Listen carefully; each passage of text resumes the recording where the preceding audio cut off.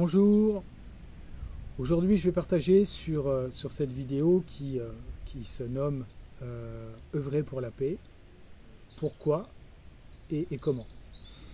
En tant que canal, je suis sollicité dans cette démarche pour expliquer l'importance du choix de la valeur que l'on va porter, sur laquelle on va décider d'œuvrer.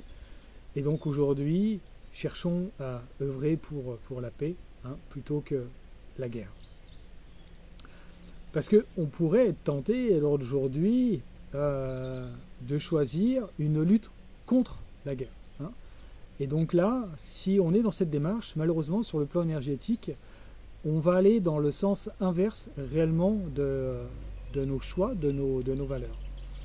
Je l'avais déjà expliqué dans une ancienne vidéo, mais quand je suis en lutte contre quelque chose, en fait, nous n'avons qu'à regarder ce qu'il se passe aujourd'hui. Alors aujourd'hui, toutes les œuvres qui sont dans un choix de lutter contre quelque chose, nous pouvons constater que les choses s'empirent.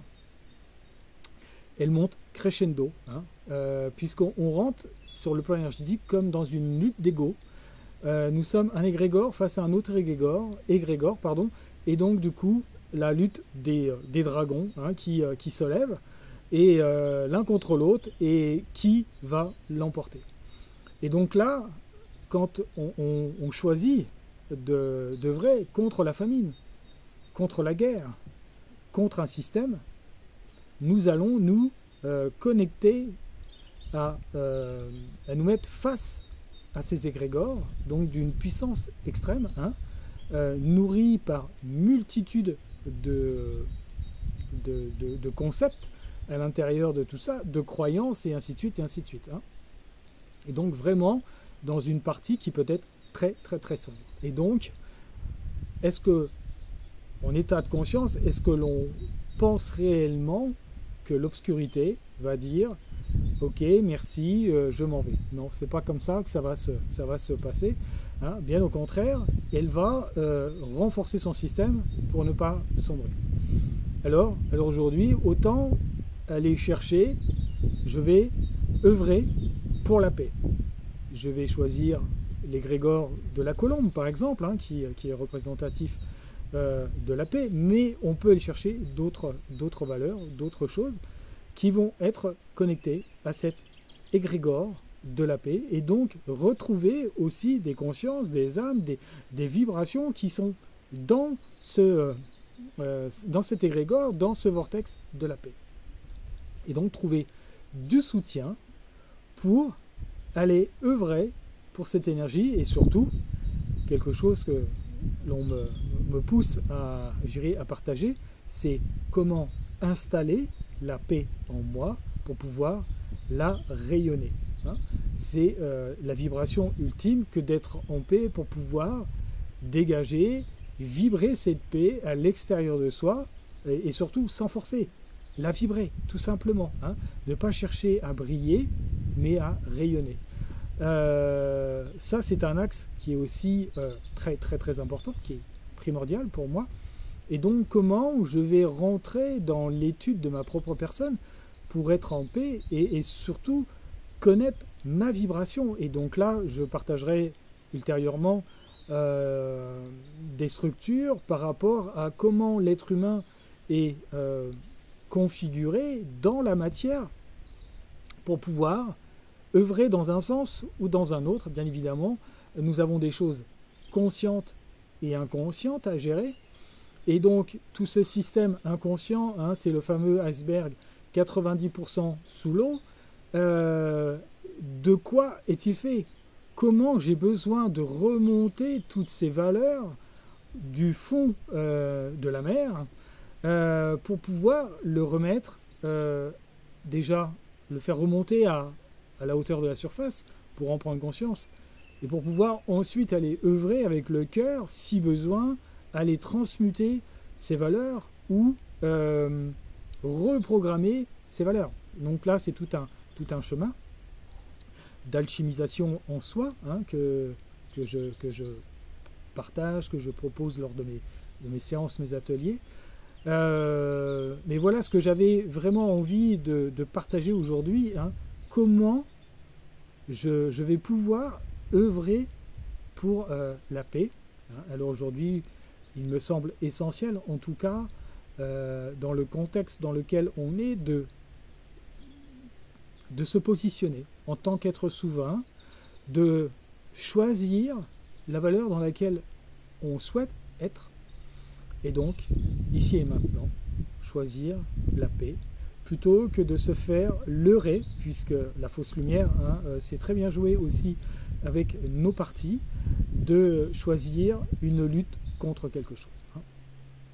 Et je le rappelle, nous n'avons qu'à regarder tout ce qu'il se passe dès que les gens se mettent en lutte contre quelque chose. Regardez tout de suite l'opposition qui vient face à ces personnes. En tant qu'être souverain, on se positionne autrement, c'est le colibri. Alors oui, c'est un rôle qui est plus difficile, qui est décalé parfois de certaines personnes. On peut être sujet au regard de l'autre, qui va peut-être nous importuner. Mais en tout cas, c'est regarder vraiment ce qu'il se passe en soi, regarder comment et quelle vibration je ressens à l'intérieur de moi et à l'extérieur de moi, hein. Nous sommes un vortex, un torus, et nous avons une influence intérieure, extérieure.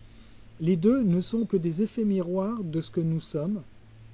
Et donc, comment pacifier le monde que j'ai aussi également en guerre à l'intérieur de moi pour pouvoir le rayonner, pour pouvoir le pacifier, ces parties qui peuvent être décalées et qui sont encore en guerre. Pour ma part, nous en avons tous. Nous ne sommes pas parfaits, nous sommes venus apporter cette lumière sur la Terre, et on peut se faire prendre à différents jeux, notamment par la fausse lumière. Je suis, je le rappelle, quelqu'un qui a beaucoup expérimenté les mondes énergétiques. J'en ai fait mon métier. C'est quelque chose qui me passionne. Et donc, j'ai une multitude d'informations sur la lumière, mais aussi sur la fausse lumière, hein, quelque chose qui brille. Attention, la lumière n'éblouit jamais, hein. Donc, comment choisir le bon égrégore pour pouvoir continuer à rayonner par notre intériorité, et ça c'est vraiment essentiel. Voilà ce que j'avais envie de partager. Je partagerai d'autres vidéos qui vont aller dans ce sens, et notamment un axe qui est pour moi aussi essentiel aujourd'hui, c'est comment j'harmonise mon masculin et mon féminin sacré en moi, un axe majeur pour faire tomber le combat entre l'homme et la femme, et inversement. C'est quelque chose de très important, parce que si les polarités sont toujours en guerre, malheureusement, nous vivons encore de la guerre dans nos relations, sous quelque forme que ce soit, puisque nous contenons ces deux énergies qui sont représentatives tout simplement du caducée. Comment les deux serpents serpentent en moi, est-ce qu'ils sont, je dirais, dans une harmonie, dans une co-création, ou est-ce qu'ils se font la guerre? Voilà aussi ce que j'avais envie de partager. Voilà, donc si cette vidéo t'a plu, n'hésite pas à mettre un petit pouce, à partager, à t'abonner à ma chaîne si tu ne l'as pas encore fait. Et puis je vais rentrer dans un programme de partage par rapport à cette énergie d'œuvrer pour la paix, harmoniser le masculin et le féminin. Voilà, merci de m'avoir suivi, à très bientôt pour de nouvelles vidéos. Merci.